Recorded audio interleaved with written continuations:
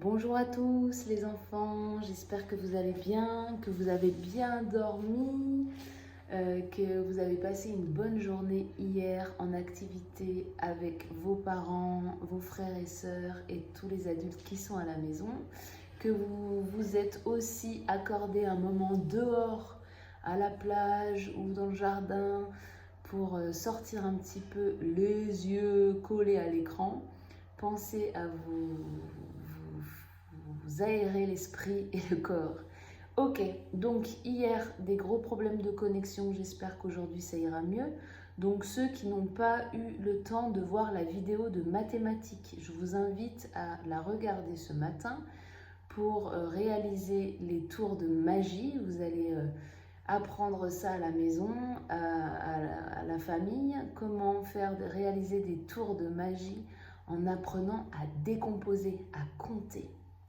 Ok, donc à la suite de cette vidéo, vous allez pouvoir regarder cette nouvelle vidéo de mathématiques dédiée au défi maths. Voilà, pour les parents, je vous explique, depuis le début du mois de mars, chaque jour, les enfants réfléchissent ensemble pour résoudre une énigme, un défi maths. Alors, à l'école primaire, les enfants, les maîtres et les maîtresses appelleront certainement ça les problèmes mathématiques.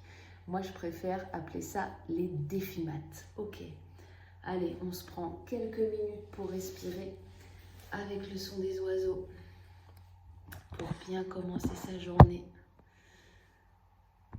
On s'assoit en tailleur, le dos bien droit, les mains sur les genoux. Et on inspire.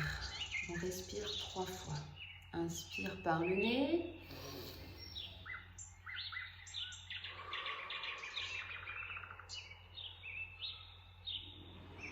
Expire. Inspire. Expire.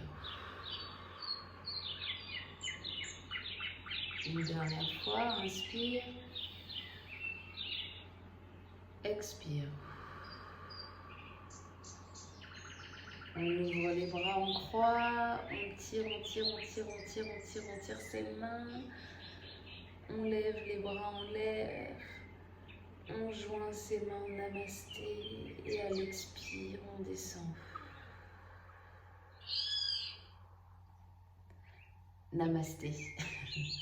Alors, Mariama étant toujours derrière l'écran, je vais écrire, demander aux oiseaux de s'arrêter, non pas de s'arrêter de chanter, de diminuer leur chant. Alors, j'écris la date. Hier, nous étions mardi 29 mars. Donc aujourd'hui, après le mardi, vient le... Non, on n'était pas du tout mardi, on était mercredi. Hier, nous étions mercredi 29 mars. Donc lundi est tout gris, jaune clair est le mardi. Mercredi rose, on se repose. Jeudi bleu vient son tour. J'écris, je vais prendre ma craie rouge.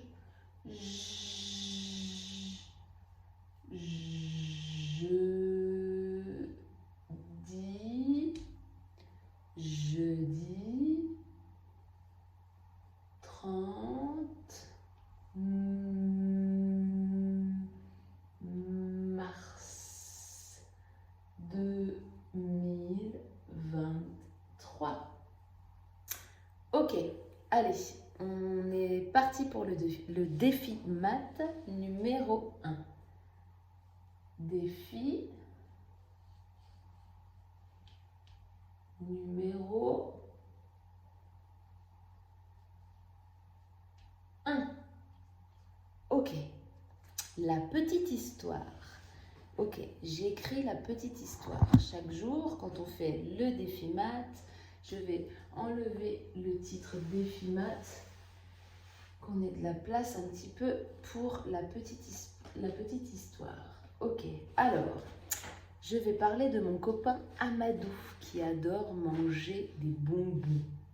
Ok, Amadou.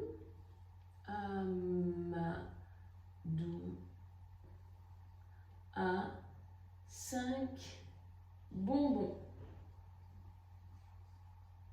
Amadou a 5 bonbons. Il en mange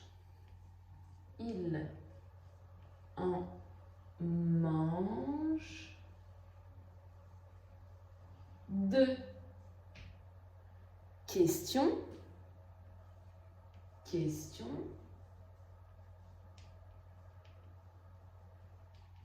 Combien lui reste-t-il de bonbons? Combien lui reste-t-il de bonbons? Ok, on met la vidéo en pause. Il n'y a pas... Je pense que pour le deuxième défi, si je ne l'écrirai peut-être pas au tableau, je ne sais pas si c'est très lisible. Je répète la petite histoire. Amadou a 5 bonbons. Il en mange 2. Combien lui reste-t-il de bonbons? On met pause. Pendant que vous êtes en pause réflexion. Attention, pour réfléchir, on peut utiliser, vous vous souvenez, on utilise ses doigts, ou bien un boulier, ou bien des objets, ou encore on dessine, on schématise, on réalise un petit schéma pour s'aider à compter.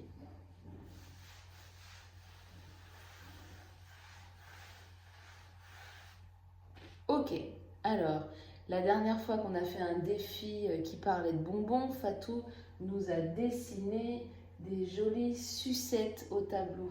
Donc, on va dessiner 5 jolies sucettes. 1, 2, 3, 4, 5. Ok? 1, 2, 3, 4, 5. Amadou, il en mange combien? Il en mange 2. Donc, je ne vais pas les effacer, je vais les barrer. Je barre une sucette et 2 sucettes.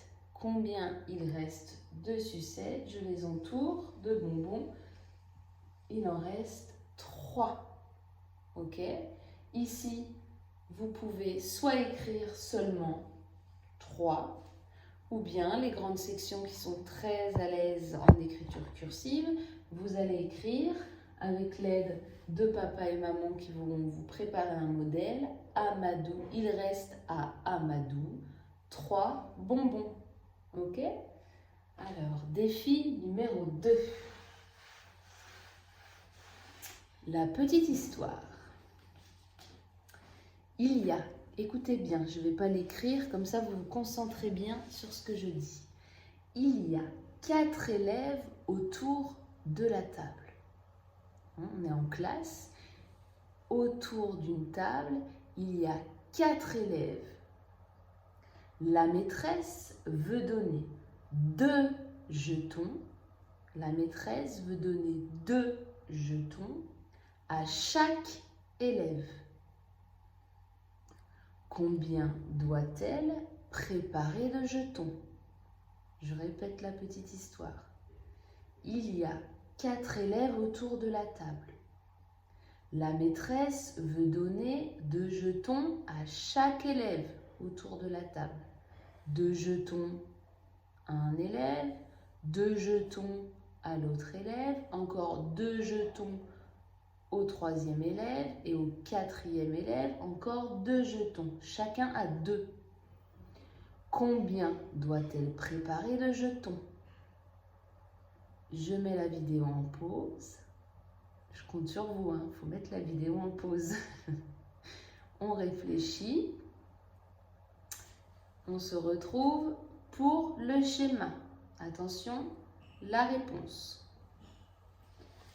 On schématise la petite histoire. On a dit, le schéma, on ne fait pas un dessin vraiment détaillé. On va représenter la table. Voilà la table. Et puis les élèves, on peut faire des croix. Un élève ici, on a dit, il y a 4 élèves. Un autre élève ici, un élève là et un élève là. 1, 2, 3, 4. Et la maîtresse, elle va donner 2 jetons à chaque élève. 2, elle distribue 2 ici, 2 ici, 2 ici et 2 ici. On compte maintenant. Alors, soit on compte de 2 en 2, hein, on a appris ça en classe, surtout lorsqu'on fait le rang après la récréation, on se compte de 2 en 2. On peut faire 2, 4, 6, 8, ou bien 1, 2, 3, 4, 5, 6, 7, 8. Donc, la maîtresse va devoir préparer 8 jetons. 8 jetons. Donc, encore une fois, pour les grandes sections ou les moyennes sections d'ailleurs, pour ceux qui sont rentrés dans l'écriture cursive, qui aiment ça et qui sont à l'aise, vous pouvez écrire la phrase de réponse. La maîtresse doit préparer 8 jetons. Et voilà. Donc j'espère que vous aurez pris le temps de mettre en pause et de bien réfléchir à ce défi maths. Et on se retrouve pour un nouveau défi maths en classe. Et la deuxième vidéo va être autour, encore une fois, des alphas.